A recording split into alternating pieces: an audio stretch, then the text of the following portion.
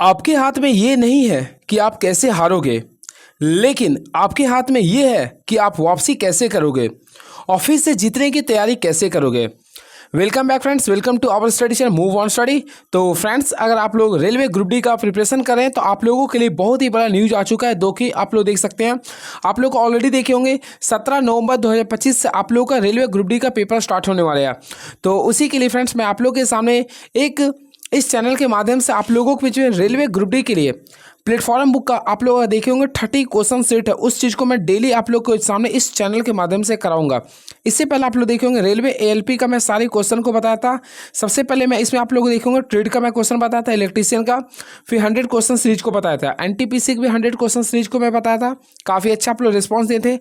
उसी के लिए मैं आप लोग के सामने रेलवे ग्रुप डी का स्टार्ट करने जा रहा हूँ, जिसमें आप लोगों के सामने पूरा 100 क्वेश्चन जो सिलेबस बेस्ड क्वेश्चन होंगे, सारे क्वेश्चन को मैं पूरे डिस्कस करूंगा प्लेटफॉर्म बुक के सारे क्वेश्चन को। क्लियर है? इसमें आप लोगों को करंट अफेयर भी क्वेश्चन मिलेंगे जो हाल फिलहाल में हो रहे थे। क्लियर है? साइंस के क्वेश्चन को सारे क्वेश्चन को मैं पूरे अच्छे से डिस्कस करूंगा। मैथमेटिक्स और रीजनिंग के क्वेश्चन को मैं पूरे ट्रिक से बताने का प्रयास करूंगा। तो चलिए देख सकते हैं, आप लोग के सामने कमर कस लीजिए क्योंकि आप लोग का टाइम आ चुका है एग्जाम का 17 नवंबर के लिए। तो देखते हैं पहला क्वेश्चन क्या है आप लोग का। देखिए सेट नंबर 1 है। सबसे पहले पूरे सेट को देख लीजिए, इसी टाइप से मैं पूरे का क्वेश्चन करवाऊंगा। क्लियर है? तो ये रहा आप लोग के सामने टोटल 100 क्वेश्चन। सबसे पहले अगर आप लोग नए आए तो हमारे चैनल को सब्सक्राइब कर लिया, आप पुराने हैं तो अपने दोस्तों पर शेयर कीजिए। ये देखिए 68 हो गया।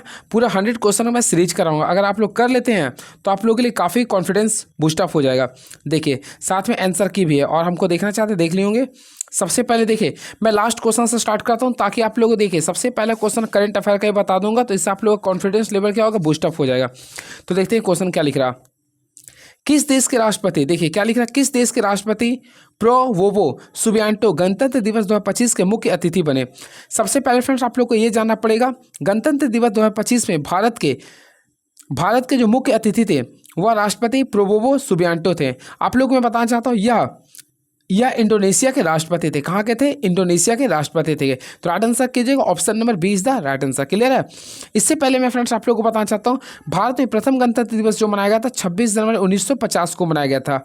और उस समय भी पहला जो मुख्य चीफ गेस्ट थे तो इंडोनेशिया के ही राष्ट्रपति प्रधानमंत्री आए थे जिसका नाम था सुकर्नो। ठीक है, इस चीज़ को आप लोग को ध्यान में रखना पड़ेगा। चलिए बातें करना चाहते हैं गणतंत्र दिवस के बारे में। सबसे पहले फ्रेंड्स आप लोगों को पता होगा गणतंत्र दिवस प्रत्येक वर्ष 26 जनवरी को मनाते हैं, जो कि 26 जनवरी 2025 को इसका एक थीम था। तो फ्रेंड थीम था स्वर्णित भारत विरासत और विकास था। थीम याद कर लीजिएगा, स्वर्णित भारत विरासत और विकास था। इस चीज़ को आप लोग ध्यान में रखिएगा। क्लियर है? चलिए and very next question is now. तो नेक्स्ट क्वेश्चन आप लोगों के सामने ये रहा, संयुक्त राष्ट्र महासभा ने भारत द्वारा सह प्रायोजक एक मसौदा प्रस्ताव को सर्वसम्मति से स्वीकार करते हुए 21 दिसंबर को विश्व दिवस की घोषित किया। सबसे पहले फ्रेंड्स मैं आप लोगों को बताना चाहता हूँ, संयुक्त राष्ट्र महासभा ने भारत द्वारा सह प्रायोजक के एक मसौदा प्रस्ताव को सर्वसम्मति से स्वीकार किया, जिसमें 21 दिसंबर को विश्व ध्यान दिवस घोषित किया गया। यानी कि फ्रेंड विश्व ध्यान दिवस घोषित किया कितना तारीख को? 21 दिसंबर को। इस चीज़ को आप लोग याद रखिएगा। बातें करना चाहते हैं 21 दिसंबर को, तो फ्रेंड्स याद रखें 21 दिसंबर जो होता है वह शीत संक्रांति का दिन होता है। क्या होता है? शीत संक्रांति का भी दिन होता है। इस चीज़ को शायद आप लोग पहले भी पढ़े होंगे। क्लियर है? चलिए बातें करना चाहते हैं कुछ एक्स्ट्रा फैक्ट्स का। सबसे पहले बात करते हैं योग दिवस। तो अल्टीमेटली फ्रेंड्स आप लोगों को पता है प्रत्येक वर्ष 21 जून को अंतर्राष्ट्रीय योग दिवस मनाते हैं। क्लियर है? इस चीज को भी आप लोग को ध्यान रखना पड़ेगा। क्लियर है? चलिए and very next question is now, ऑस्ट्रेलियाई ओपन 2025 में पुरुष एकल का खिताब किसने जीता। तो ऑलरेडी फ्रेंड्स आप लोगों को पता होगा ग्रैंड स्लैम कुल 4 प्रकार के होते हैं। पहला होता है, इसके लिए ट्रिक याद कर लिए आप बाओ, देखिए AFBUU। पहला होता है ऑस्ट्रेलियन ओपन होता है, सेकेंड होता है फ्रेंच ओपन होता है, थर्ड आप लोगों को पता होगा ब्रिटेन ओपन होता है और चौथा होता है USA ओपन होता है। क्लियर है? तो इसी के रिगार्डिंग आप लोगों को बताना चाहता हूँ, ऑस्ट्रेलियन ओपन जो कि जनवरी मंथ में होता है 2025 का, पुरुष एकल खिताब का जो विजेता थे आप लोगों को पता होगा जैनिक सिनर थे। कौन थे? जैनिक सिनर थे। तो Jannik Sinner is the right answer. इस चीज़ को आप लोग को ध्यान में रखना पड़ेगा। क्लियर है? फ्रेंड्स याद रखें जैनिक सिनर ने अलेक्जेंडर ज्वेरेस को हराकर यह खिताब जीता था।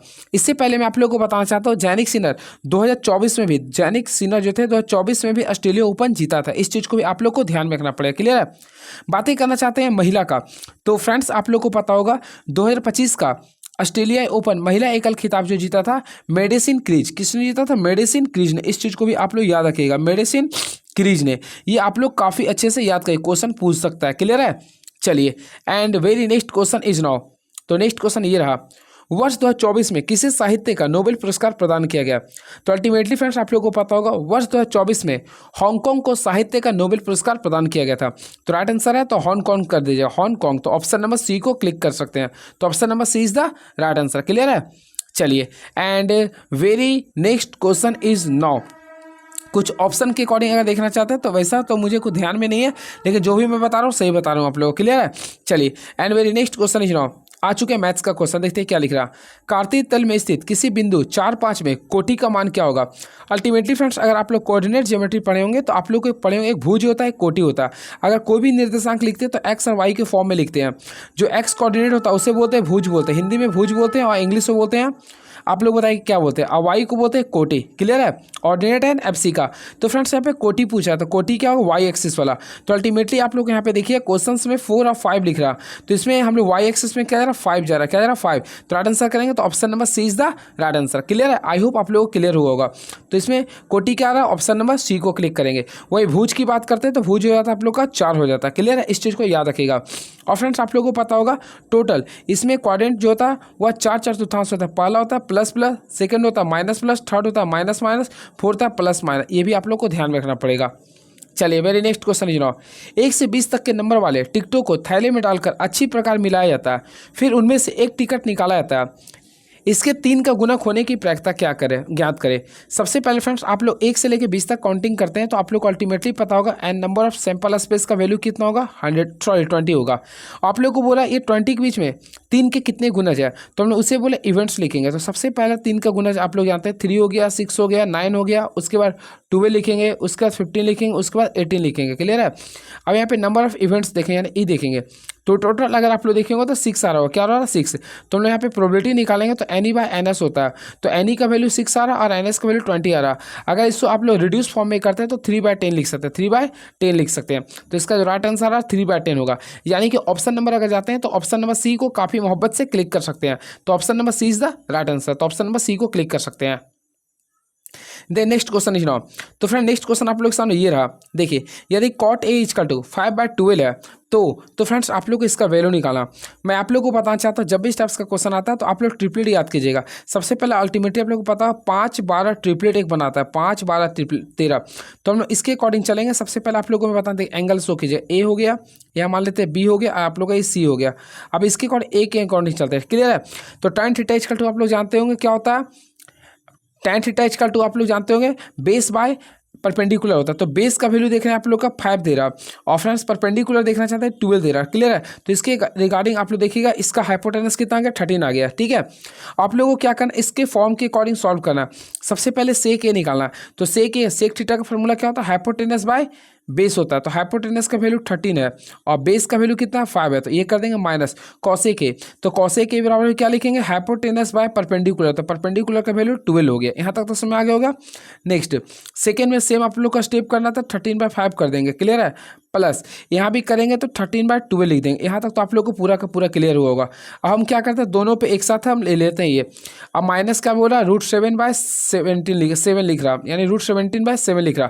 फ्रेंड्स अगर आप लोग इसे सॉल्व कीजिएगा, अगर आप लोग अच्छे से सॉल्व करते हैं तो इसका जो राइट आंसर आएगा -10/√119 आ जाएगा। यानी कि ऑप्शन नंबर ए को क्लिक कर दीजिएगा। आई होप आप लोग बना लिए होंगे। क्लियर है? चलिए, and very next question is now. तो देखिए 94 क्वेश्चन हो गया ये। हम लोग चलते हैं नेक्स्ट क्वेश्चन देखते हैं क्या लिख रहा है ये। 93 है। एक चावल की कीमत में 24% की कमी होती है तो इसके आलोक 2500 रुपये में 10 रुपये केजी चावल अधिक पाता है, तो चावल की प्रति केजी घटी हुई दर क्या है? काफ़ी आसानी से बना सकते हैं। सबसे पहले आप लोगों को क्या करना है, देखिए आप लोगों को क्या करना है, 10 रुपये केजी चावल का घटा हुआ मूल्य निकालेगा। तो सबसे पहले अगर आप लोग को देखना चाहते हैं तो देखिए इसको एक ट्रिक होता है, आगे जो है 24 का दीजिएगा।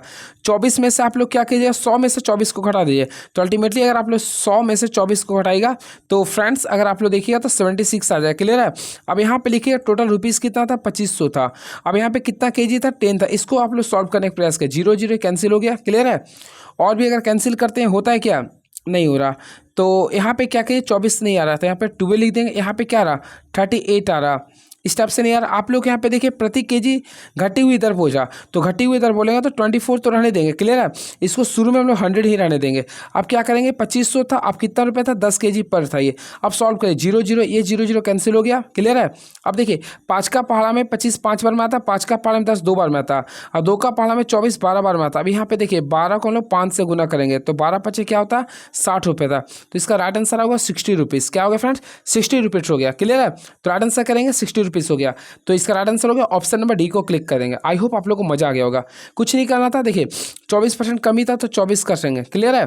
अब हम लोग क्या करेंगे, कम परसेंट था तो हम लोग परसेंट यानी 100 कर देंगे। अब टोटल इसका कितना रुपीज़ था, 2500 था, बाई क्या करेंगे 10 केजी। इसको सॉल्व कर लीजिएगा तो आप लोग के बीच में 60 आंसर आ जाएगा, क्लियर है। चलिए and very next question is now, एक समबाहु त्रिभुज की शीर्ष लंब 3√3 सेंटीमीटर है तो इसका क्षेत्रफल ज्ञात करें।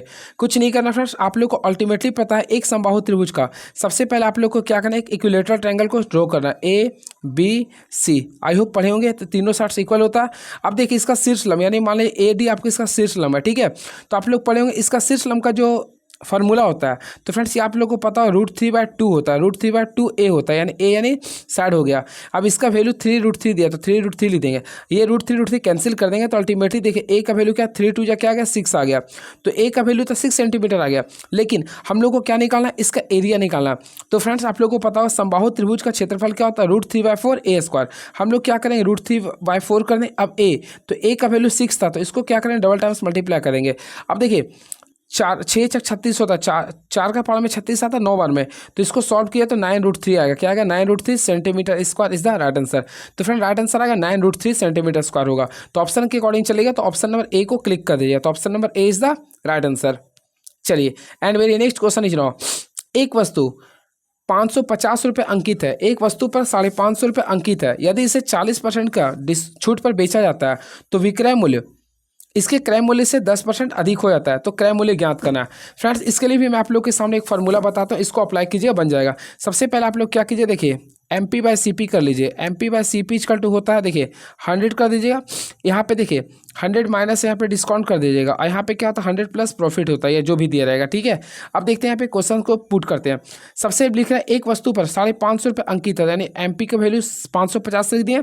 आप लोगों को CP निकालना था तो CP निकालना, CP रहने दिए। अब देखिए यहाँ पे छूट कितना लिख रहा था 40%, तो 100 में से 40 को घटाएं तो 60 हो गया।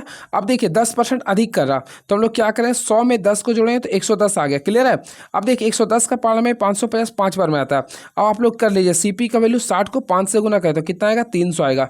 तो फ्रेंड राइट आंसर कितना आएगा, 300 आएगा। तो ऑप्शन के अकॉर्डिंग करेंगे तो ऑप्शन नंबर ए को क्लिक करेंगे, यानी 300 रुपये इसका राइट आंसर होगा, यानी option number A is the right answer. चलिए and very next question is now, तो फ्रेंड्स अब साइंस का क्वेश्चन आ गया। चलिए साइंस के विस्तार से मैं बताता हूं आप लोगों को। देखिए फर्स्ट ऑफ ऑल क्वेश्चन लिख रहा, एंजियोस्पर्म के प्रजनन भाग में स्थित होते हैं। सबसे पहले अगर आप लोग पढ़े होंगे तो देखिए एंजियोस्पर्म के प्रजनन भाग जो होते हैं वह पुष्प में स्थित होते हैं। किस में होते हैं, पुष्प में स्थित होते हैं। तो right answer option number B को क्लिक करेंगे, क्लियर है। सबसे पहले फ्रेंड्स आप लोग जानिए पुष्प के कुल 4 भाग होते हैं।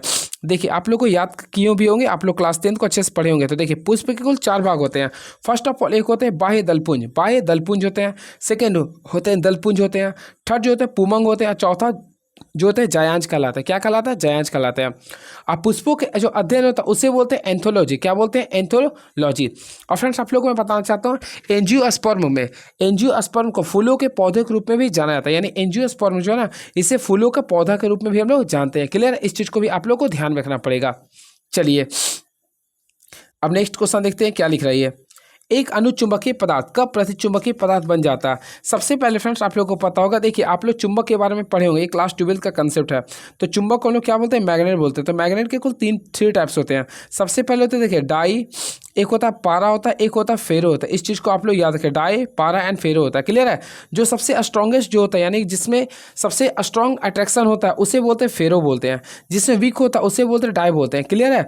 और जिसमें स्ट्रांगली रिपल होता है उसे बोलते हैं पारा बोलते हैं। अब देखिए इसी के अकॉर्डिंग मैं आप लोग को बताना चाहता हूँ एक अनुचुंबक पदार्थ कब प्रतिचुंबक बन जाता है। तो अल्टीमेटली फ्रेंड्स याद रखिए जब उसका वैल्यू जो होता है क्रिटिकल टेम्परेचर से डाउन होता है, क्रिटिकल टेम्परेचर से डाउन होता है, यानी कि फिर क्रांतिक टेम्परेचर से नीचे होता है, तब ये एक अनुचुंबक प्रतिचुंबक बन जाता है। इस चीज़ को भी आप लोग को ध्यान में रखना है, पड़ेगा। क्लियर है। इससे पहले मैं आप लोगों को बताना चाहता हूँ आयरन का। तो देखिए आयरन का जो क्रिटिकल टेम्परेचर का जो वैल्यू होता है ये 770 डिग्री सेल्सियस होता है। आई होप आप लोग पढ़े होंगे। और निकेल का जो होता है, तो निकेल का जो होता है वह 358 डिग्री सेल्सियस होता है। इस चीज़ को भी आप लोग ध्यान में रखिएगा। क्लियर है। बातें करना चाहते हैं क्यूरी टेम्परेचर का। तो फ्रेंड क्यूरी टेम्परेचर क्या होता है, देखिए आई इज डायरेक्टली प्रोपोर्शनल होता है H/T होता है। इस चीज़ को भी आप लोग को ध्यान में होगा। क्लियर है।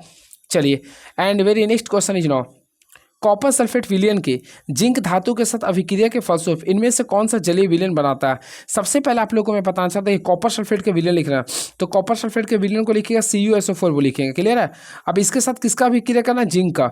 तो जिंक के साथ अगर अभिक्रिया करते हैं तो ऑलरेडी आप लोग को पता है जिंक जो होता है कॉपर के कंपेरिजन में अधिक रिएक्टिव होते हैं। तो हमने ये जब रिएक्शन करेगा तो यहाँ पे बन जाएगा ZnSO4 बन जाएगा और CU आप लोग का बाहर चल जाएगा।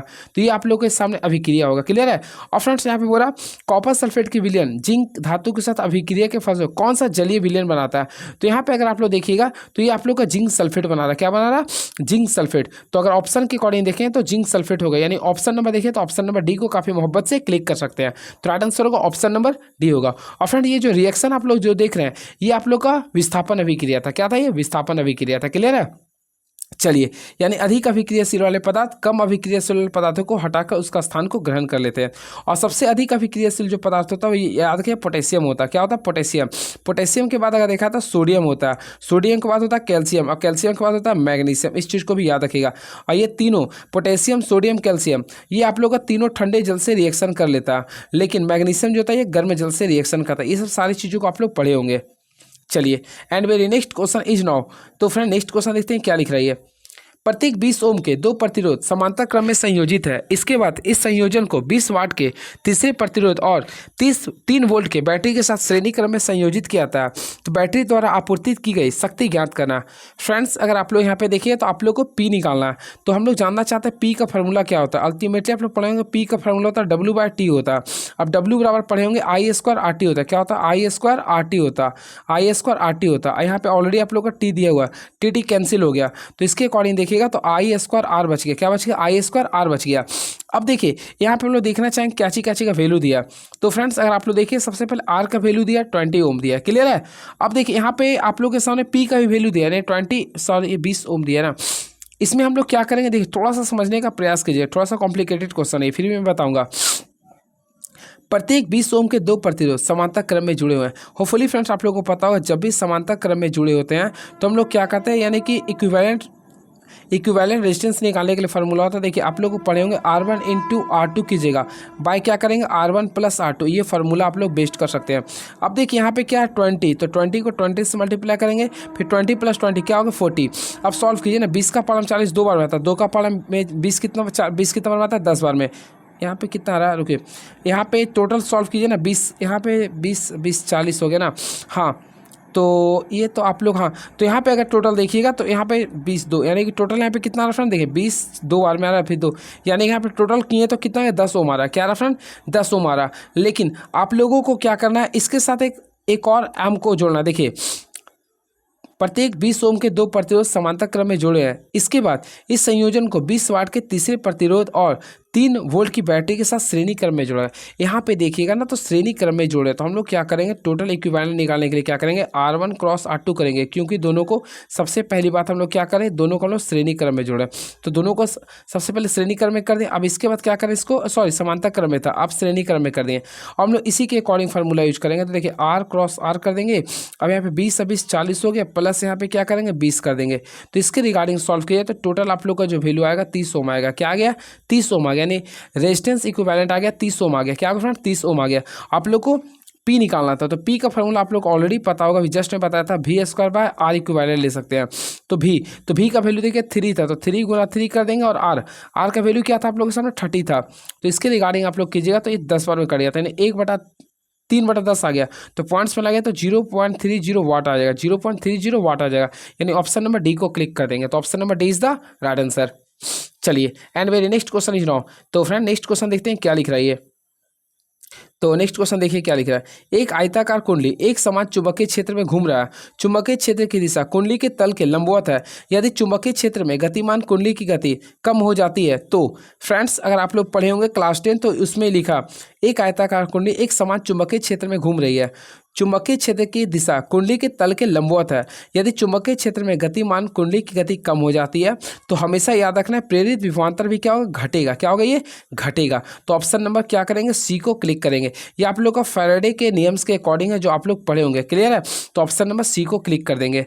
चलिए एंड वेरी नेक्स्ट क्वेश्चन लिख रहा हूँ। देखिए ये आप लोग को अंग्रेजी वर्णमाला क्रम पर आधारित निम्नलिखित 4 अक्षरों में से 3 किसी निश्चित तरीके से समान है तो अनिश्चित को करना कौन सा अलग होगा। देखिए फर्स्ट ऑफ ऑल देखिए यू वाई भी, तो यहाँ पे अगर आप लोग देखते हैं यू वाई भी, तो यू वाई भी है, फिर देखिए क्यू यू एस है, एस डब्ल्यू टी है, ओ एस पी आ रहा। हम लोग इसमें अगर देखिएगा यू, थोड़ा सा ध्यान दीजिए, यू वाई भी है। तो देखिए यू होता है 21 में होता है, वाई कितना होता है 25 में होता है, भी कितना होता है यू भी यानी 22 में होता है। तो पहला में आप लोग देखिए 4 को ऐड करें और सेकंड में देखिए ना पहला से यानी केवल 1 ऐड करें। तो इसमें जाइए ऑप्शन नंबर 3 में देखिए, तो एस आप लोग का होता है 19 में होता है, 23 डब्ल्यू होता है 23 में होता है, टी कितना होता है 20 में। तो पहला देखिए 4 नंबर बढ़ा है, सेकंड में भी 1 बढ़ा यानी ये भी आप लोग पहला और तीसरा सुटेबल है। चौथा भी देखिए ओ आता है 15 में, 19 में आता है आपका एस यानी कि 4 बढ़ गया, फिर पी आता 16 में। अब देखिए यानी तीनों एक जैसा हो गया। लेकिन अगर आप लोग देखिए option number B Q U S, देखिए क्यू यू एस, क्यू होता है आप लोग का 16 में, यू कितना होता है 21 में। यहाँ देखिए कि 5 का डिफरेंस आ रहा है, इस वजह से आप लोग ऑप्शन नंबर बी को कर सकते हैं। क्लियर है, चलिए नेक्स्ट क्वेश्चन। इसको आप लोग देखिए कांकोलॉजी सेल का अध्ययन होता है, तो उसी प्रकार आप लोग बताएं पेंटियोलॉजी किसका अध्ययन होता है। तो अल्टीमेटली फ्रेंड्स आप लोग पढ़े होंगे ये जो था पेंटियोलॉजी जो अध्ययन होता है वह जीवाश्म का होता है। किसका होता है, ये जीवाश्म का होता है। 84 का राइट आंसर ऑप्शन नंबर ए को करेंगे। क्लियर है, चलिए तो ऑप्शन नंबर ए को। वही बात करना चाहते हैं मृदा के अध्ययन को, तो अल्टीमेटली पढ़ोगे मृदा के अध्ययन को बोलते हैं डेमोग्राफी। क्या बोलते हैं, डेमोग्राफी। ठीक है, चलिए and very next question you know. अब देखिए आप लोग का वेन आरेखा यानी वेन डायग्राम आ गया। महिला माँ अभिनेता, सबसे पहले अल्टीमेटली आप लोग को पढ़े होंगे एक माँ जो होते हैं, देखिए एक माँ ही आपका सबसे पहले, देखिए एक माँ जो होते हैं वो सबसे, एक माँ जो होते हैं एक महिला होते हैं। यहाँ तक तो आप लोग समझ गए होंगे, एक माँ आप लोग का महिला होती है। यहाँ तक तो आप लोग को पूरा क्लियर हो गया होगा। क्लियर है, अब देखिए एक महिला और एक माँ दोनों आप लोग का अभिनेता बन सकती है, तो यानी यहाँ पे हम लोग क्या करेंगे, अभिनेता लेंगे। तो इसके रिगार्डिंग अगर आप लोग देखिएगा ना तो ये ऐसा आप लोग कहाँ लग रहा है, तो ऑप्शन नंबर डी को क्लिक करें। तो option number D is the right answer, तो ऑप्शन नंबर डी को क्लिक कर देंगे। चलिए एंड नेक्स्ट क्वेश्चन, असमान संख्या को ज्ञात करें। पहला लिखा 16, 256, 64, 624, 1024। फ्रेंड्स अगर आप लोग देखिए 64 16, तो 16 जो होता है आप लोग को पता होगा 2 पर पावर 4 का होता है ये। 256 की है तो 2 पर पावर, अगर 16 को 2 पर पावर 8 को कीजिएगा आ जाएगा। वही 64 की बात करना चाहते 2 पर पावर 6 का आ रहा, ठीक है। लेकिन 624 कीजिएगा ना तो ये किसी 2 के बेस में नहीं आ रहा, इसको कीजिए 2 पर पावर 10 आ रहा, तो इसके अकॉर्डिंग 624 आप लोग क्लिक कर सकते हैं। तो ऑप्शन के अकॉर्डिंग चलिए, तो option number D is the right answer. A B C D और ए बी सी और डी कैरम का खेल खेल रहे हैं। ए सी और बी डी साझेदार है। डी सी के बाईं ओर है जिसका मुंह पूर्व की ओर है, तो डी का मुंह किस ओर है। सबसे पहले फ्रेंड्स अगर आप लोग बनाते हैं तो देखिए आप लोगों को क्या करना है, कैरम खेल रहा है तो 4 लोग खेल रहा है, ठीक है। आप लोग लिखा ए सी और बी डी साझेदार है, तो हम लोग क्या करेंगे, देखिए सबसे पहले आप लोग डायग्राम पढ़े होंगे, ठीक है। तो इस टाइप से करेंगे, डी सी के बाईं ओर है, डी क्या बोला, सी के बाईं ओर है। डी जो लिखा सी के बाईं ओर है, तो फ्रेंड्स अगर आप लोग का सी यहाँ पे है तो इसके बाईं ओर का हो गया डी हो गया। आई होप समझ में आ गया होगा, ठीक है। अब लिख रहा आप लोग का, तो यहाँ पे अकॉर्डिंग देखेंगे तो आप लोग को लिख रहा है ए सी के ए सी, तो यानी कि देखिए ए जो आप लोग का सी क्या रहा है, ए सी के सामने आ रहा, बी डी के साझेदार है। इस टाइप से आप लोग बना सकते थे। तो यहाँ पर डी का मुँह किस ओर है, तो अल्टीमेटली फ्रेंड देखिए डी का मुंह की तरह दक्षिण की ओर आ रहा, डी का मुंह क्या रहा दक्षिण की ओर आ रहा, अब बी का मुंह क्या रहा उत्तर की ओर आ रहा। तो डी का पूछा तो हम लोग क्या करें, ऑप्शन नंबर ए को क्लिक करेंगे। तो option number A is the right answer. Sri Lanka के नए राष्ट्रपति के रूप में किसे नियुक्त किया गया। तो फ्रेंड्स मैं आप लोगों को बताना चाहता हूँ, आप लोग करंट अफेयर पढ़े होंगे। श्रीलंका के नए राष्ट्रपति के रूप में अनुरा कुमार दिशा नाइके को चुना गया। अनुरा कुमार दिशा नाइके को चुना गया। क्लियर, इस चीज़ को भी आप लोग को ध्यान में रखना पड़ेगा।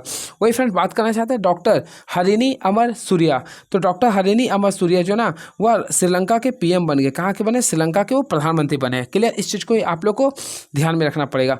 बातें करना चाहते हैं ऑप्शन नंबर ए के अकॉर्डिंग, तो फ्रेंड लिखा सिरिल रामाफोसा, अल्टीमेटली पता होगा सिरिल रामाफोसा साउथ अफ्रीका के राष्ट्रपति यानी साउथ अमेरिका के राष्ट्रपति। क्लियर है, चलिए अब देखिए बातें करना चाहते हैं कुछ भारत का। सबसे पहले आप लोगों को पता होगा, अभी देखेंगे भारत में करंट अफेयर के रूप में 9 सितंबर को भारत में 17वीं बार उपराष्ट्रपति का चुनाव हुआ था, जिसमें एनडीए तरफ से, देखिए मैं आप लोगों को बता देना चाहता हूं ताकि आप लोगों को कॉन्फिडेंस लेवल बूस्टअप हो जाए। देखिए एनडीए तरफ से एक था इंडी गठबंधन। तो एनडीए तरफ से आप लोग को पता होगा, एनडीए की तरफ से थे सीपी राधाकृष्णन, सीपी राधाकृष्णन, आप लोग फ्रेंड्स सीपी राधाकृष्णन का फुल फॉर्म लिख दीजिएगा। तो सीपी राधाकृष्णन खड़े थे, ठीक है, उम्मीदवार थे और इंडिया गठबंधन तरफ से थे। पूर्व चीफ जस्टिस रह चुके सुदर्शन रेड्डी थे, यानी सुदर्शन रेड्डी थे, इस चीज़ को पता होगा। तो फिर 9 सितंबर को जब इसका इलेक्शन हुआ था तो इसका परिणाम आप लोग का 7 बजे के बीच में आया। तो उसके अकॉर्डिंग सीपी राधाकृष्णन भारत के नए उपराष्ट्रपति बन गए। तो फ्रेंड्स याद रखिए भारत के एज अ पर्सन, तो एज अ पर्सन देखिए तो 15वें वाइस प्रेसिडेंट कौन बने हैं? सीपी राधाकृष्णन। क्या नाम है ये? सीपी राधाकृष्णन बन गए। इस चीज़ को आप लोग याद रखिए। और इनका विपक्ष में कौन थे, यानी इसके अगेंस्ट कौन कहते हैं? सुदर्शन रेड्डी खड़े थे। क्लियर है? इस चीज़ को आप लोग को पता होगा।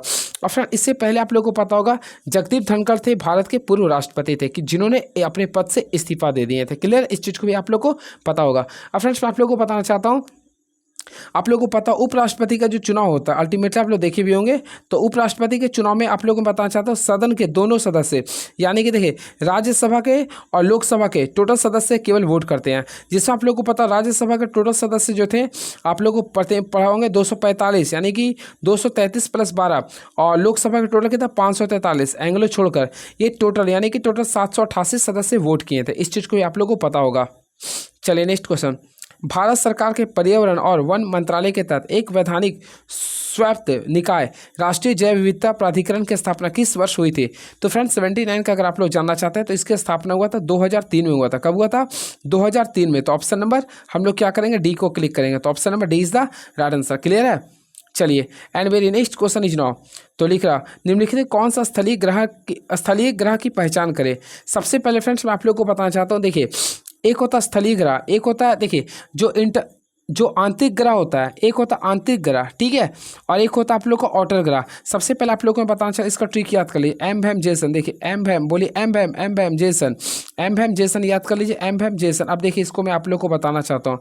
अब बीच में देखिए इसको हटा दे, बीच में स्टेप से कर दीजिए। देखिए ये जो 4 ग्रह यानी एम फॉर हो गया mercury, B for venus, E for earth, M for mars, ये चारों ग्रह को हम लोग बोलते हैं इंटरनल यानी कि आंतरिक ग्रह बोलते हैं। और ये जो 4 है जुपिटर, सैटर्न, यूरेनस और नेपच्यून, इसको बोलते हैं ऑटर ग्रह, ठीक है, यानी कि बाह्य ग्रह। ये जो निर्माण हुआ, ये जो बना है फ्रेंड्स आप लोग को मैं बताना चाहता हूँ, ध्यान से सुनिए केवल। ये 4 ग्रह जो है आप लोग का, यानी कि मरकरी हो गया, वेनस हो गया, अर्थ हो गया और मार्स हो गया, ये चारों को स्थलीय ग्रह कहते हैं। क्लियर है? इस चीज़ को आप लोग को पता होगा। अब देखिए इसका जो निर्माण हुआ चट्टानों और धातुओं से हुआ है, यानी इसका डेंसिटी हाई होता है। वही जो बाह्य ग्रह है इसको हम लोग बोलते हैं, क्या बोलते हैं फ्रेंड? तो आप लोग को पता है, इसे बोलते हैं स्थलीय ग्रह की तुलना में काफ़ी बड़े होते हैं, और इसका जो निर्माण गैस से हुआ। तो यहाँ पे आप बताइए स्थलीय ग्रह की पहचान करें तो अल्टीमेटली अगर आप लोग को पता होगा तो स्थलीय ग्रह कौन सा हो गया? मरकरी हो गया था। तो देखिए ऑप्शन नंबर डी को क्लिक करेंगे, मरकरी हो गया था, ठीक है। तो ऑप्शन नंबर क्या करेंगे? ऑप्शन नंबर डी को क्लिक करेंगे। कैसे? तो इसका ट्रिक आप लोग के सामने है, क्या लिखेंगे? एम भैम जेसन। देखिए क्या लिखे? एम भैम। तो एम भैम यानी ये चारों जो लिखा है ये आप लोग का स्थलीय ग्रह, मार्स हो गया, वेनस हो गया, या फिर मरकरी, वेनस, अर्थ और मार्स हो गया, ये आप लोग का क्या हो गया? स्थलीय ग्रह। बाकी इसके अलावा जेसन जो होते हैं आप लोग का वो क्या होते हैं आप लोग कमेंट बॉक्स में लिखिएगा, ठीक है। चलिए and very next question is now. तो नेक्स्ट क्वेश्चन शायद आप लोग के सामने ये रहा। देखिए नेक्स्ट क्वेश्चन ये रहा, देखते हैं क्या ये। कर्क रेखा 23.5 डिग्री भारत के कितने राज्यों से होकर गुजरती है और किस राज्य से होकर गुजरती है? सबसे पहले फ्रेंड्स आप लोगों को पता हो कर्क रेखा भारत के 23.5 डिग्री उत्तरी से होकर गुजरती है, जो कि भारत के कुल 8 राज्यों से होकर गुजरती है। इसके लिए ट्रिक है, आप लोगों के सामने पढ़े भी होंगे अच्छे से। गुराम छजा पत्रिम क्या होता है? गुराम छजा, देखिए मैं लिख देता हूँ, गुराम छजा पत्रिम होता है, गुराम छजा पत्रिम होता है। इस चीज़ को आप लोग देखिएगा। गुस होता गुजरात, रास होता राजस्थान, मास होता मध्य प्रदेश, छास होता छत्तीसगढ़, झांस होता झारखंड, पास होता पश्चिम बंगाल, तीस होता त्रिपुरा, मास होता मिजोरम। ये 8 स्टेट को याद कर लीजिएगा। अब देखिए ऑप्शन के अकॉर्डिंग थोड़ा देखते हैं। ऑप्शन से सबसे पहले लिख रहा पंजाब, पंजाब आप लोग का नहीं है इसमें, महाराष्ट्र भी नहीं है, छत्तीसगढ़, देखिए छा से क्या था? छत्तीसगढ़। तो ऑप्शन नंबर सी को क्लिक कर सकते हैं। केरल आप लोग का नहीं था, तो ऑप्शन के अकॉर्डिंग छत्तीसगढ़ को क्लिक कर सकते हैं। क्लियर है? इस चीज़ को भी आप लोग को याद रखना पड़ेगा। क्लियर है? चलिए तो कर्क रेखा ये हो गया, इस चीज़ को याद रखिएगा। चलिए इस क्वेश्चन को सॉल्व करना है फ्रेंड्स। अगर आप लोग को इस टाइप्स का क्वेश्चन आता है तो कुछ भी नहीं करना है, सॉल्यूशन करना है केवल। तो सॉल्यूशन करने के लिए मैं केवल एक ही रूल बताता हूँ आप लोग को। जब भी स्टेप्स का क्वेश्चन आता ना तो ये एक्स कैप पे कोई वैल्यू को पुट कर दीजिएगा। मेरे अकॉर्डिंग 0 ही पुट किया। देखिए 0 पर पावर 3 आ गया, यानी 0 आ गया, फिर यहाँ पे 0 आ गया, यहाँ पे देखिएगा यहाँ पे 0 पुट गया, 0 पर पावर 3 0, यहाँ पे 0 से गुना किया 0, यहाँ पे 0 आ गया, लास्ट में 125 बचा, 125 कर देंगे। अब देखिए जीरो स्क्वायर हो गया, यहाँ -25, तो यहाँ पे कितना बचा आप लोग का? केवल -25 बचा। अब देखिए जीरो में से 5 गया तो -5 बचेगा। अब देखिए ये माइनस माइनस कैंसिल हो गया, 5 का पावर में 25 5 बार में आता है। अब 5 का पावर में 125 कितना बार में आएगा? तो 25 बार में आएगा। यानी कि जीरो पुट करने पर आप लोग का जिस संख्या में अगर 25 आ रहा है वही आप लोग का आंसर हो जाएगा। क्लियर है? तो इसके रिगार्डिंग आप लोग बना सकते हैं। तो देखिए कहाँ पे आ रहा, तो ऑप्शन नंबर 1 में भी आ रहा, बी में भी आएगा, सी में तो माइनस में आ जाएगा, डी में भी। तो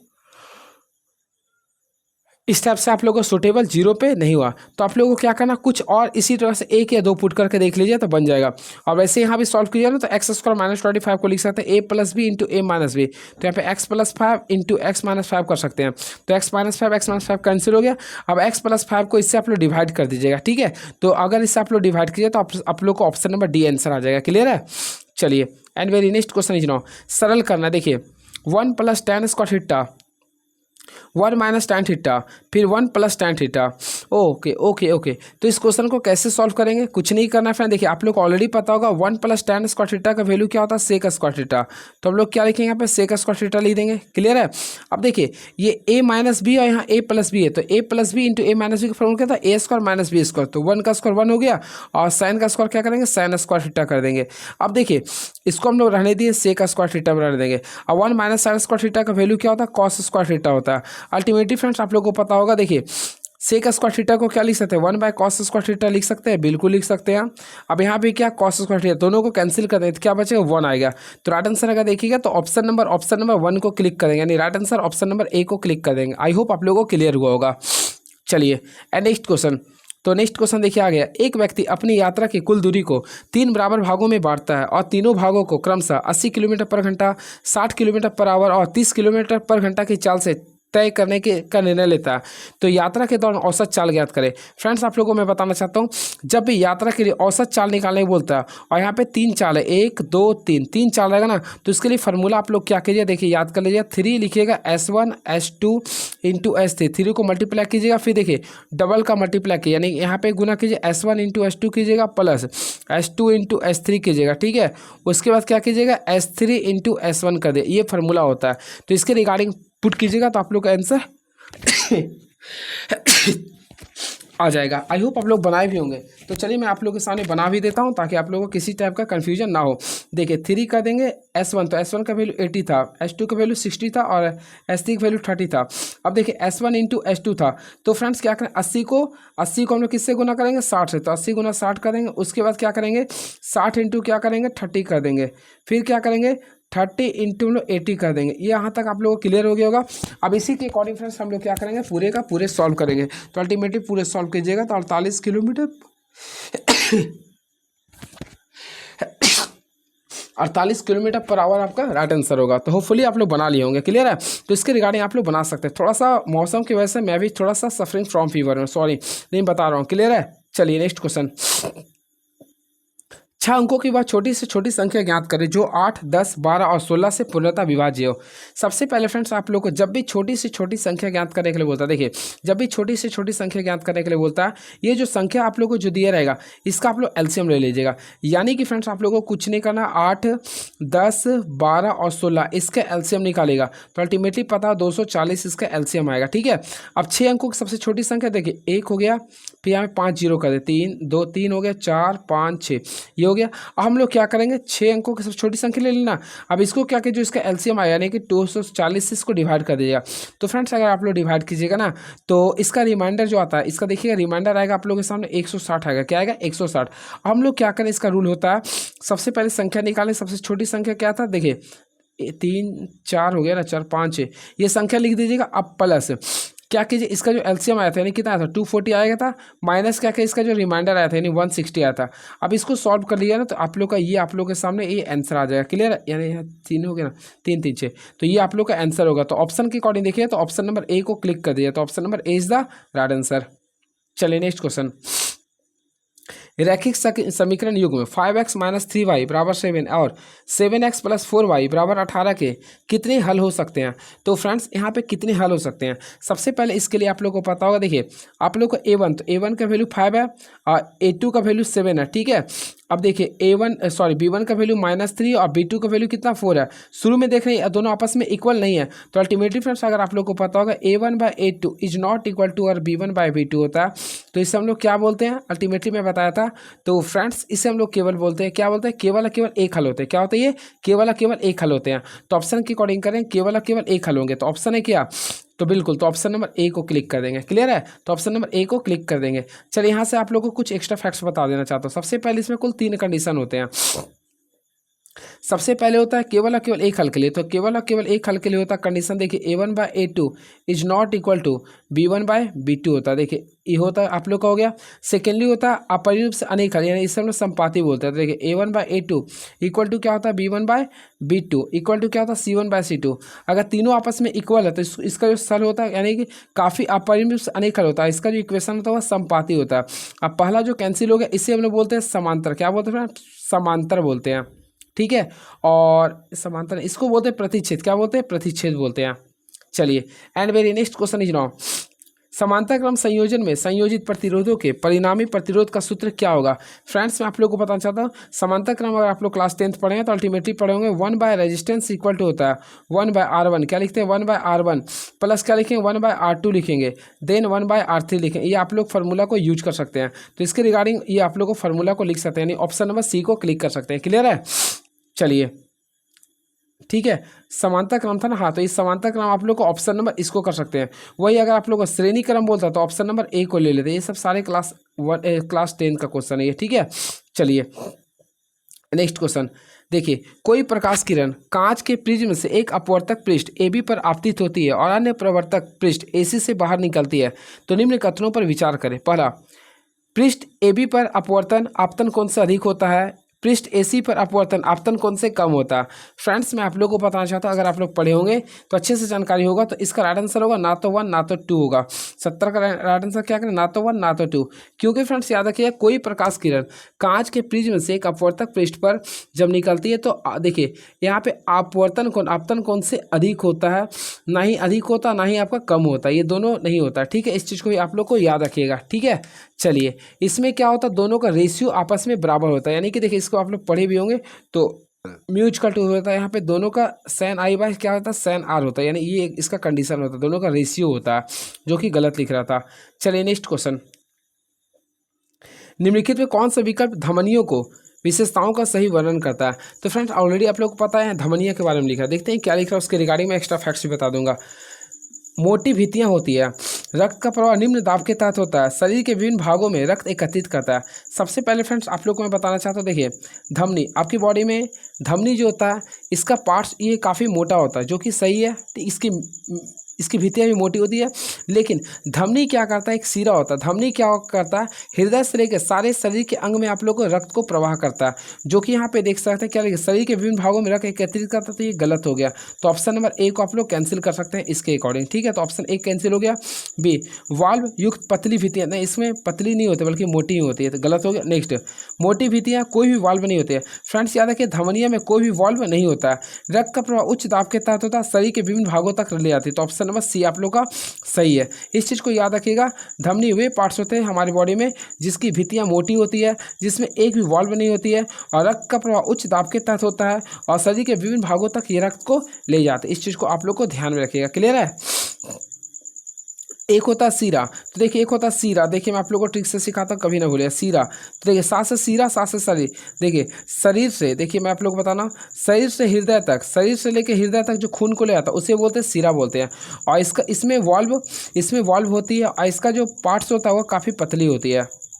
चलिए 69 हो गया। अब देखते हैं 68 नंबर क्वेश्चन क्या है। मैं अपोजिट करके आ गया था आज।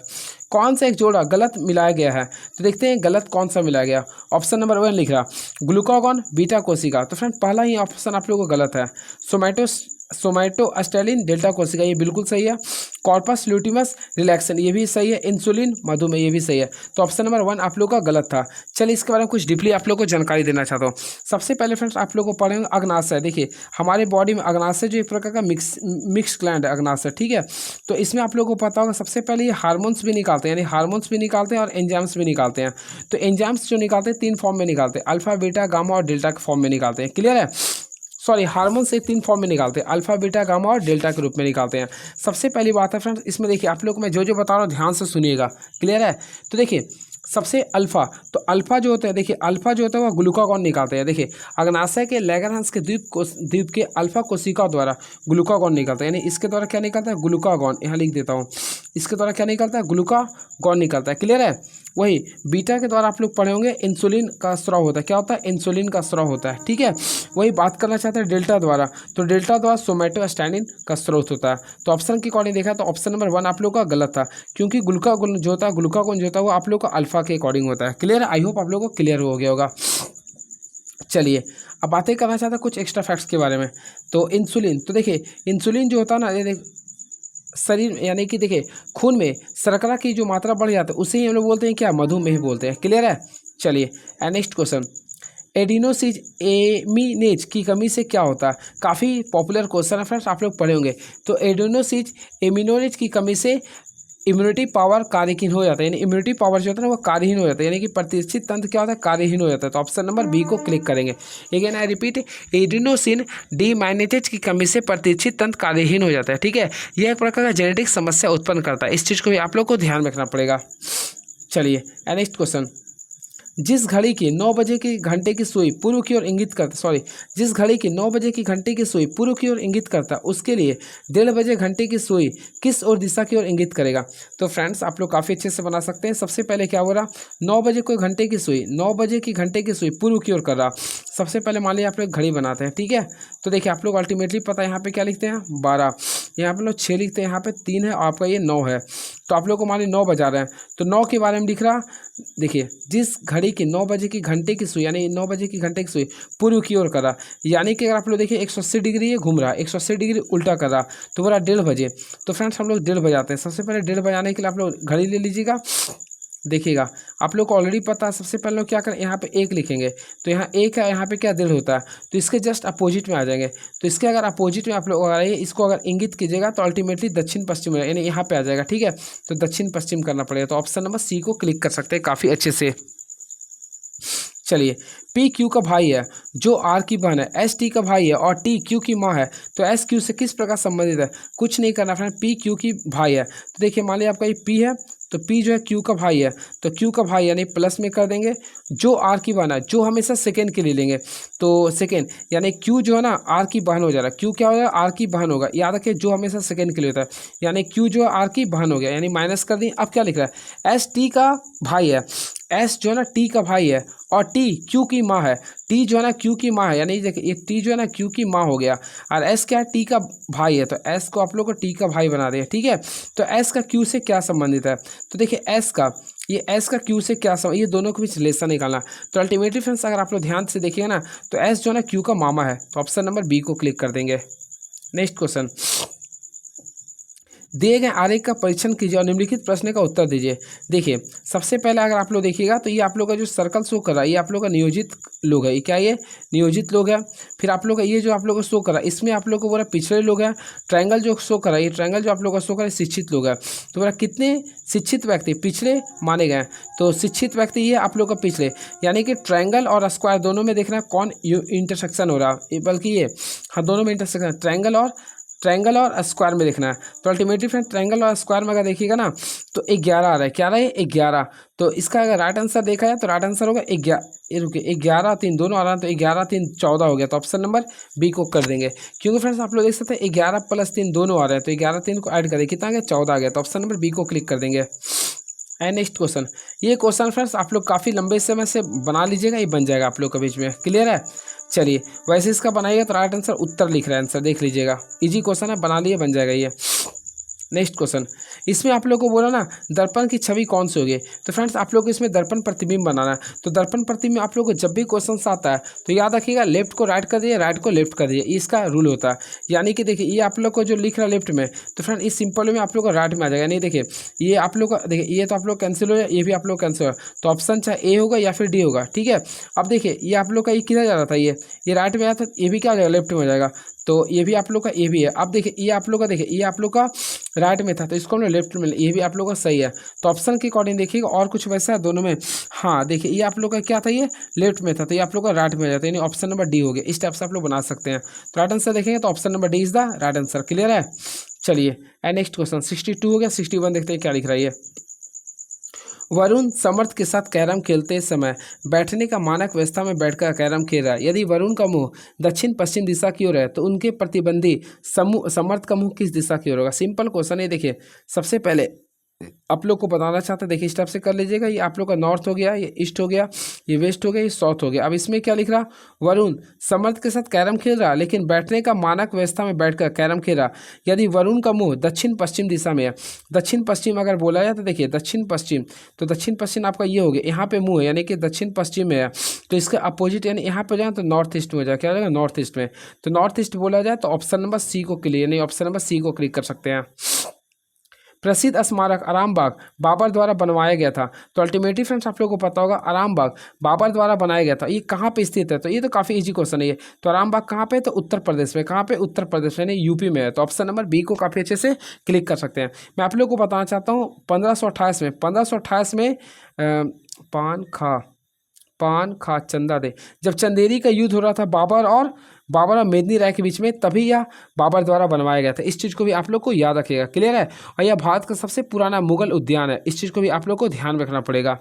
चलिए नेक्स्ट क्वेश्चन फ्रेंड्स आप लोग कमेंट बॉक्स में लिखते हैं बाबर द्वारा लड़ी गई युद्ध कौन सा थे। तो देखिए इसके लिए ट्रिक था, मेरा मुंह पे भी आ गया। देखिए पान खा चंदा दे घर चल, देखिए पान खा चंदा दे घर चल। अब देखिए पहला हुआ था पानीपत का, तो पानीपत का 1526 में हुआ था। खानवा का हुआ था 1527 में हुआ था।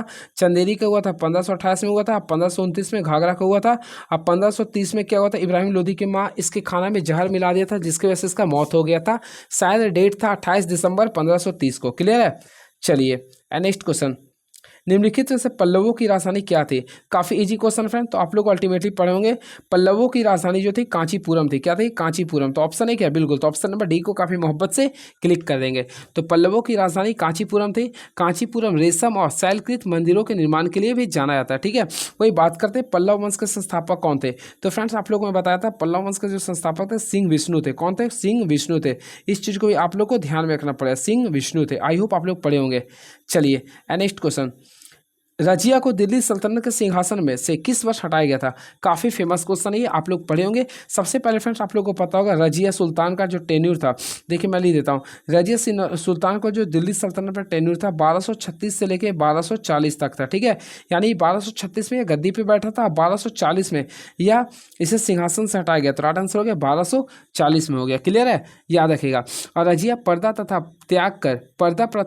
त्याग कर पुरुषों की पोशाक में राज दरबार में जाते थे। क्लियर है। और इसके साथ साथ आप लोगों को पता है रजिया जो सुल्तान थे वह इल्तुतमिश की पुत्री थे। वह मध्यकालीन भारत की पहली और अंतिम मुस्लिम महिला शासिका भी थी। इस चीज़ को भी आप लोग को ध्यान में रखना पड़ेगा। और इसका जो हत्या हुआ था 1240 में हुआ। इसका हत्या कब हुआ था, 1240 में हुआ था। कैथल में इसके पति अल्तुनिया के साथ कर दिया गया था। क्लियर है। क्वेश्चन आया कहाँ पे हुआ था, तो कैथल में हुआ था। ठीक है। चलिए महात्मा गांधी ने किस वर्ष किसानों के समर्थन में गुजरात के खेड़ा जिले में एक सत्याग्रह का आयोजन किया था। तो फ्रेंड्स मैं आप लोगों को बताना चाहता हूं, सबसे पहले खेड़ा आंदोलन जो हुआ था वो 1918 में हुआ था। कब हुआ था, 1918 में हुआ था। तो राइट आंसर करेंगे तो ऑप्शन नंबर ए को क्लिक कर देंगे। आप लोग को ऑलरेडी पता होगा महात्मा गांधी ने 1918 में किसानों के समर्थन में गुजरात के खेड़ा जिलों में एक सत्याग्रह का आयोजन किया था। क्लियर है। जिसका मेन कारण था भू राजस्व देने के लिए था। क्लियर है। चलिए वही बात करते हैं महात्मा गांधी। तो 1 अगस्त 1920 को नन कॉपरेशन मूवमेंट यानी असहयोग आंदोलन की भी शुरुआत किया था। वही बात करना चाहता हूँ 1919 में 3 चीज़ हुआ था। सबसे पहले हुआ था रॉलेट एक्ट लागू हुआ था। फिर 13 अप्रैल 1919 को जलियांवाला बाग हत्याकांड हुआ था। और इसी समय खिलाफत आंदोलन भी चला था। और 1916 में सबसे फेमस 1916 में 2 चीज़ हुआ था फ्रेंड। सबसे पहला फेमस यहाँ पे नरम दल और गरम दल का बैठक हुआ था, यानी कि दोनों मिल गए थे, यानी कि कांग्रेस का जो विभाजन हुआ था दोनों मिल गए थे। सेकेंड लखनऊ अधिवेशन हुए थे। थर्ड अगर देखा है तो 1916 में होम रूल लीग का आयोजन हुआ था। एक हुआ था अप्रैल में जिसमें बाल गंगाधर तिलक ने किया था जो कि पुणे में किया था। एक एनी बेसेंट ने जो कि सितंबर मंथ में किए थे। क्लियर, इस चीज़ को भी याद रखिएगा। मान लीजिए कि ABC एक त्रिभुज है। इस प्रकार है कि कोण ABC 70 डिग्री और ACB 50 डिग्री है। मान लीजिए ओ त्रिभुज का अंतः केंद्र है, तो BOC का मान ज्ञात करें। कुछ भी नहीं करना फ्रेंड्स, काफ़ी इजी से आप लोग बना लिए भी होंगे इस क्वेश्चन को। आप लोग को मैं बताना चाहता, देखिए इस कंसेप्ट को आप लोग यूज किए होंगे, क्लास 9 का ये कंसेप्ट है। ये देखिए A लिखिएगा, यहाँ पे B लिखिएगा, यहाँ पे C लिखिएगा। अब देखिए एंगल B का वैल्यू यहाँ पे देखिए तो 70 डिग्री लिख रहा है, ठीक है। और वही एंगल ACB, तो एंगल ACB का वैल्यू लिख रहा है 50 डिग्री लिख रहा। अब लिख रहा है O त्रिभुज का एक अंतः केंद्र है, तो चलिए O अंतः केंद्र, तो यानी देखिए यहाँ से O लिख रही है तो O हो गया। आप लोग को एंगल BOC का वैल्यू क्या होगा, तो फ्रेंड्स आप लोग को बताना, सबसे पहले ट्रायंगल था, ट्रायंगल के तीनों का सम होता है 180 डिग्री होता। आप खुद से बता सकते हैं, देखिए ये 70 है, ये 50 है, तो 70 50 कितना हो गया, 120 हो गया। तो अल्टीमेटली ये क्या होगा, 60 डिग्री होगा। क्या हो गया, ये 60 हो गया। तो अगर आप लोग को एंगल BOC निकालना है, तो मैं आप लोग को बताया था, इसके लिए क्या कीजिए, 90 डिग्री कर दीजिए प्लस एंगल A/2 यानी 60 का आधा कर दीजिए, कितना आएगा, 30 आएगा। 90 या 30 कितना होता है, 120 डिग्री होता है। तो फ्रेंड राइट आंसर होगा ऑप्शन नंबर C यानी कि 120 डिग्री होगा। क्लियर है, ये थ्योरम से मैं बताया हूँ। चलिए इसका समांतर माध्य ज्ञात करना है, तो समांतर माध्य निकालने के लिए क्या कीजिए, सबसे पहले आप सिग्मा एफ निकालिए। देखिए सिग्मा एफ एक्स निकालिए। तो देखिए 10 को 5 से गुना करेंगे, कितना हो गया, 50। 20 को 100 5 से गुना करेंगे, 100। 30 को 4 से गुना करेंगे, 120।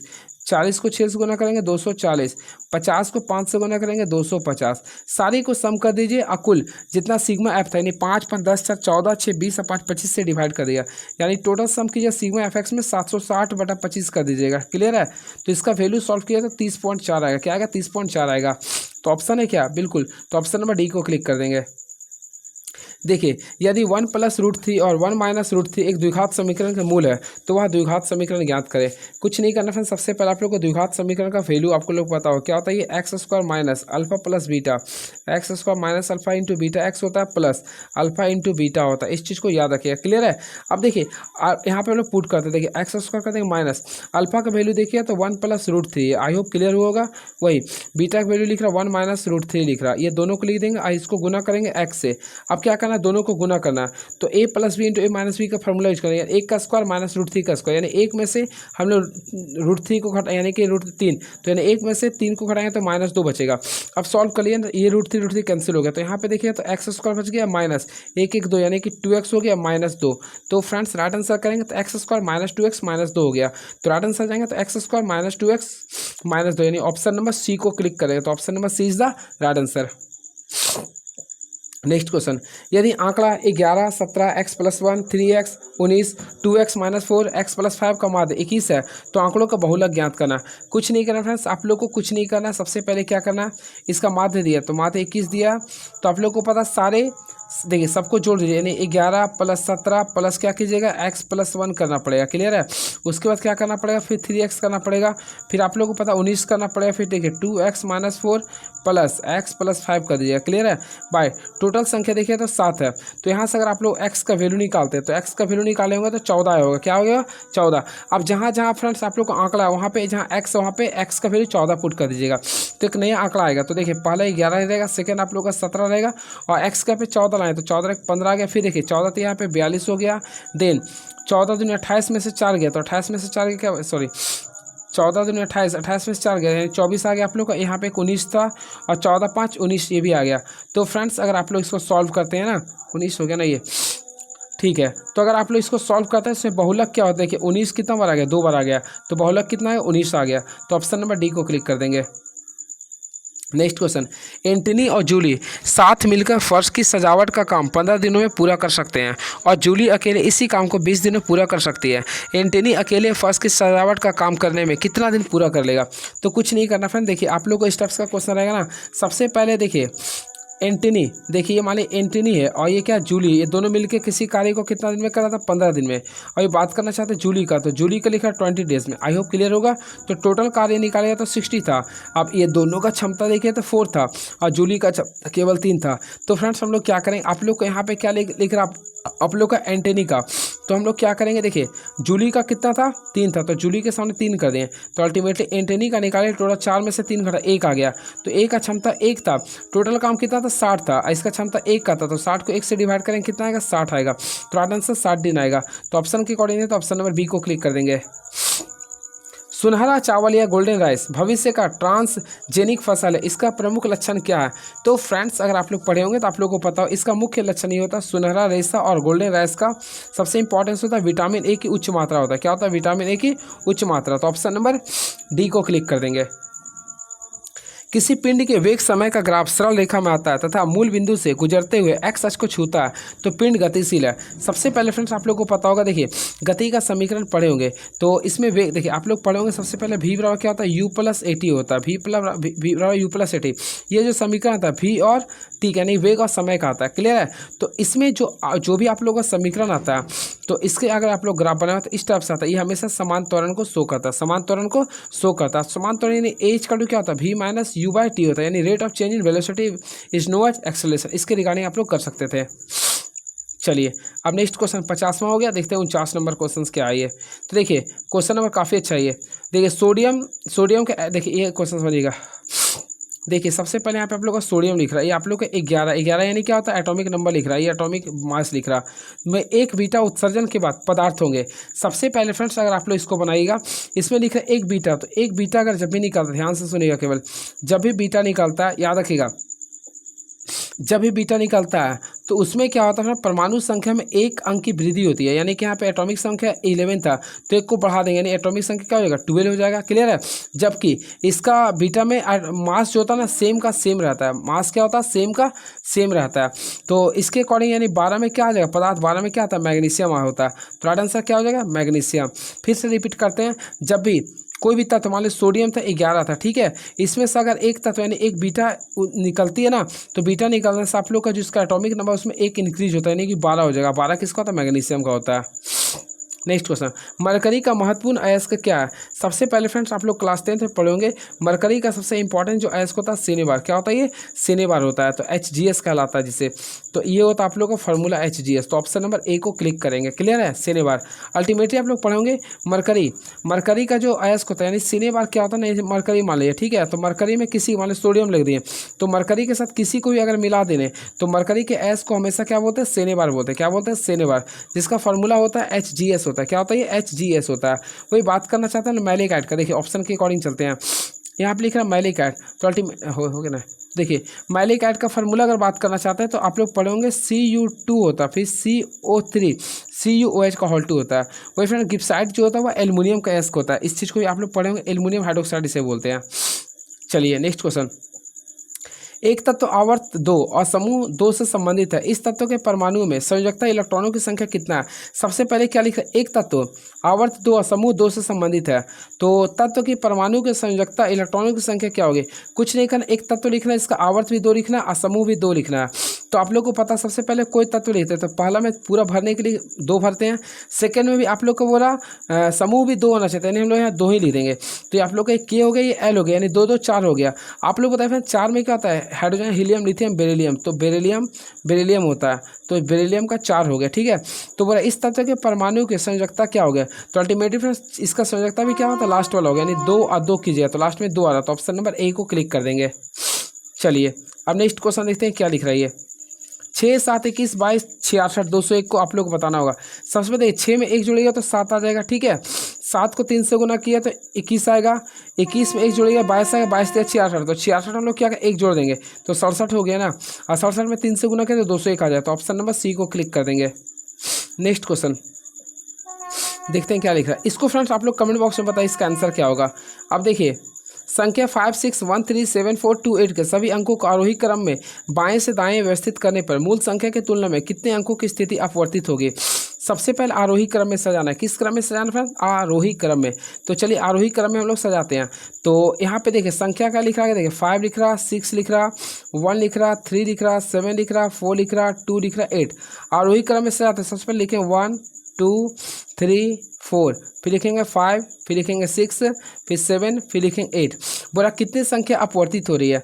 तो फ्रेंड्स सबसे पहले देखिए ये आप लोग अपवर्तित हो रहा, उसके रिगार्डिंग और कोई नहीं, तो केवल 1 हो रहा, तो ऑप्शन नंबर बी को क्लिक करें, जो कि ऑप्शन नंबर यानी कि इसका राइट आंसर 1 हो गया, ठीक है। चलिए नेक्स्ट क्वेश्चन, यदि प्लस का अर्थ गुना है, माइनस का अर्थ प्लस है, गुना का अर्थ भागा है और भागा का अर्थ माइनस है, तो समीकरण को सॉल्व करना। देखिए 4 है 4, प्लस का अर्थ क्या लिख रहा है, तो प्लस का अर्थ गुना कर देंगे, यहाँ पे 22 कर देंगे। अब गुना का अर्थ क्या लिख रहा है, भागा, तो भागा 2 कर दिए। फिर यहाँ पे देख रहे हैं भागा, तो भागा का अर्थ कुछ लिख रहा है क्या, भागा का अर्थ माइनस लिखा तो -4 कर दें। अब माइनस का अर्थ क्या लिख रहा है, तो माइनस का अर्थ लिख रहा है +9। फ्रेंड्स अगर आप लोग बोर्ड मास के तरीके से अगर सॉल्व करते थे तो 4 हो गया इंटू यहाँ पे 11 करेंगे -4 + 9, तो इसको सॉल्व किया तो 49 आएगा। क्या आएगा 49। तो राइट आंसर करेंगे तो ऑप्शन नंबर सी को क्लिक कर देंगे। चलिए थोड़ा सर्दी हो क्या बोल रहे, देखिए सभी अंगूर सेब है, कोई सेब चिड़ नहीं है, सभी चिड़ शंकु है। तो फ्रेंड्स अगर इसे बनाएगा ना तो ऑप्शन नंबर देखिए केवल 2 को पालन करेगा, तो ऑप्शन नंबर बी को क्लिक कर देंगे। चलिए कौन सा अधिवर्ष नहीं है, तो देखिए अधिवर्ष उसे कहते हैं जो 4 से डिविजिबल होता है, यानी कि लीप वर्ष के बारे में बोल रहा, सॉरी अधिवर्ष की बात करना चाहता है फ्रेंड्स। अधिवर्ष उसे कहते हैं जो 400 से पूरी तरह से विभाजित होता है। तो देखिए 400 से पूरी तरह विभाजित हो जाएगा, ये भी होगा, लेकिन अगर आप लोग देखना ये भी तो आप लोग को हो जाए, लेकिन 2200 आप लोग को 400 से पूरी तरह से डिविजिबल नहीं होगा। तो अधिवर्ष यहाँ पे यानी जो आप लोग को 400 से पूरी तरह डिविजिबल होता है, तो ऑप्शन के अकॉर्डिंग ऑप्शन नंबर डी नहीं होगा। चलिए 41 हो चुका है, देखते हैं 40 नंबर क्वेश्चन क्या लिख रहा। 1927 के साइमन कमीशन का बहिष्कार किया गया था, क्यों? तो अल्टीमेटली फ्रेंड्स आप लोगों को पता होगा 1927 में साइमन कमीशन की नियुक्ति हुई था, तो उसका जब वो भारत में आए थे तो उसका मुंबई में काफ़ी बहिष्कार हुआ था। इसके पीछे कारण क्या था देखिए, तो फ्रेंड्स इसका राइट आंसर क्या होगा, देखिए पहला आयोग ने सर जॉन साइमन को शामिल किए जाने का विरोध किया था, ऐसा नहीं था। देखिए इसका ने मेन इसका कारण था क्योंकि आयोग में कोई भारतीय सदस्य नहीं थे, तो right answer option number B को करेंगे। अल्टीमेटली फ्रेंड्स आप लोगों को पता होगा साइमन कमीशन का गठन, सबसे पहले क्वेश्चन ये आता है, साइमन कमीशन का जो गठन हुआ था 8 नवंबर को हुआ था, इस चीज़ को याद रखिएगा, 8 नवंबर 1927 को हुआ था। और साइमन कमीशन के सभी 7 सदस्य थे, कितना सदस्य थे, 7 सदस्य थे, 7 श्वेत थे, इस कारण से श्वेत आयोग यानी गोरा आयोग भी इसे कहते हैं। और भारत में कमीशन का व्यापक विरोध हुआ था। साइमन कमीशन का विरोध करते हुए 30 अक्टूबर 1928 को लाला लाजपत राय घायल हो गए थे, जिस कारण से उसे 17 नवंबर 1928 को देहांत हो गया था। याद रखें ऐसी समिति के लिए बटलर समिति का गठन हुआ था 1928 में, इस चीज़ को भी याद रखिएगा, ठीक है। चलिए और फ्रेंड्स याद रखिएगा साइमन आयोग और बटलर समिति की रिपोर्ट पर विचार करने के लिए 3 गोलमेज सम्मेलन का आयोजन भी हुआ था। चलिए देखिए महात्मा गांधी की गिरफ्तारी के विरोध में, ऐसा नहीं था जालियांवाला इस कभी नहीं, तो ऑप्शन नंबर बी को क्लिक कर देंगे। नेक्स्ट क्वेश्चन, किस राज्य में प्रतिवर्ष लोसांग महोत्सव आयोजित किया था? अल्टीमेटली फ्रेंड्स आप लोग को पूछा लोसांग महोत्सव, तो मैं आप लोग को बताया था लोसांग महोत्सव प्रत्येक वर्ष हमेशा कहाँ मनाता है, सिक्किम में मनाते हैं। कहाँ मनाते हैं, सिक्किम में। तो याद है कि सिक्किम में प्रतिवर्ष लोसांग महोत्सव मनाया था। इसके साथ साथ और कुछ वैसा नहीं है ना, तो सिक्किम का ये याद रखिएगा। चलिए यजुर्वेद में यजुर शब्द का अर्थ क्या होता है? तो फ्रेंड्स याद रखिए यजुर्वेद में यजुर का अर्थ होता है समर्पण। क्या होता है, ये समर्पण होता है। निम्नलिखित में से दक्षिण भारत का सर्वोच्च शिखर कौन सा है? तो फ्रेंड्स आप लोगों को मैं बताता दक्षिण भारत का सर्वोच्च शिखर का नाम होता है अनायमुड़ी। क्या होता है ये, अनायमुड़ी। तो ऑप्शन नंबर ए को क्लिक करेंगे, अनायमुड़ी। और फ्रेंड्स अगर आता है इसकी ऊंचाई कितना है, तो भी आप लोग याद रखिए 2695 मीटर होता है, 2695 मीटर होता है। इस चीज़ को भी आप लोग को याद रखना पड़ेगा, ठीक है। अरे यार सर्दी, सुनिए मैं आप लोग को नेक्स्ट वीडियो में पूरा बताऊंगा, क्योंकि मैं खुद परेशान हूँ, आप लोग देख रहे होंगे, आप लोग को भी काफ़ी डिस्टर्बेंस हो रहा था।